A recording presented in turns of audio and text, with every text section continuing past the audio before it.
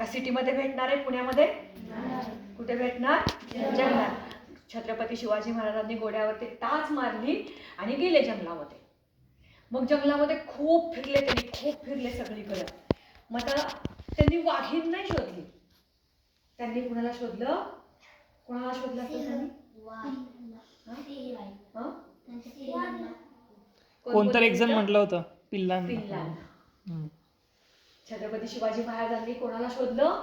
छोटी छोटी पिल्लं कुठं वाघिणीची दिसतात का ते शोध.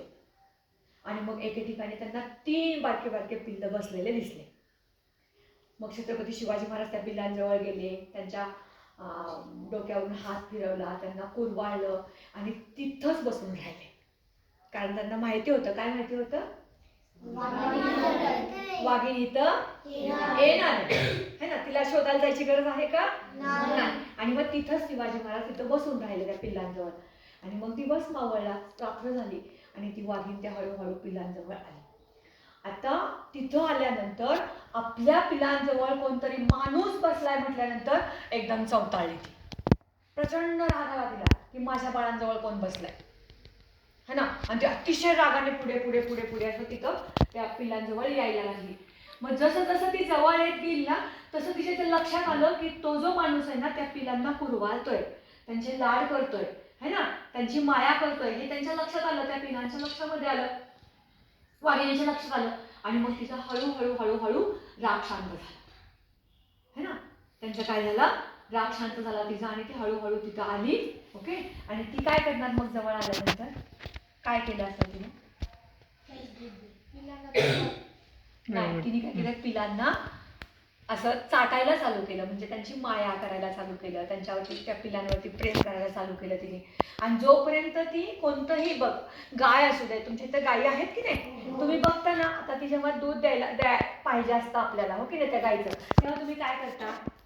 तिचं वासरू सोडता आहे की नाही. मग ती काय करते? गाय त्या वासराला चाटते आणि ती वासराला जेव्हा चाटते ना तेव्हा तिला पाना सुटतो है की नाही, म्हणजे ती दूध द्यायला चालू होते हो की नाही.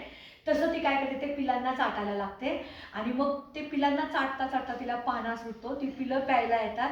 आणि त्याच वेळी त्यांच्या कमंडलूमध्ये शिवाजी महाराज काय करतात? हळूहळू हळू त्या वाघिणीच्या अंगावरून हात फिरवतात आणि मग हळूहळू हळूहळू तिचं दूध काढून त्या कमंडलूमध्ये घेतात, म्हणजे त्यांच्या भांड्यामध्ये घेतात. आणि ते वाघिणीचं दूध घेतल्यानंतर ते कमंडलूचं झाकण लावतात आणि मग ते दूध घेऊन घोड्यावरती टाच मारून ते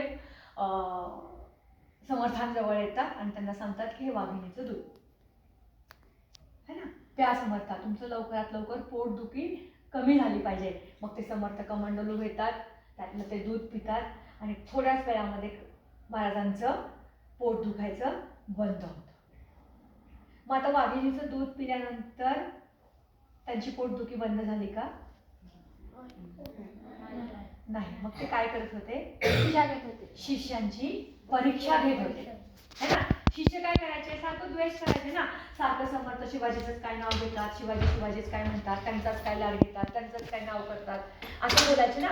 म्हणून त्यांच्या सगळ्या शिष्यांच्या मनातला त्यांना हे काढायचं होतं. काय काढायचं होतं? द्वेष काढायचा होता हो की नाही. म्हणून त्यांनी काय केलं? त्यांनी त्यांना माहिती होतं, त्यांना दाखवून द्यायचं होतं की शिवाजी हा कसा आहे, सर्वश्रेष्ठ आहे, हे तुम्ही पण मान्य केलं पाहिजे हो की नाही.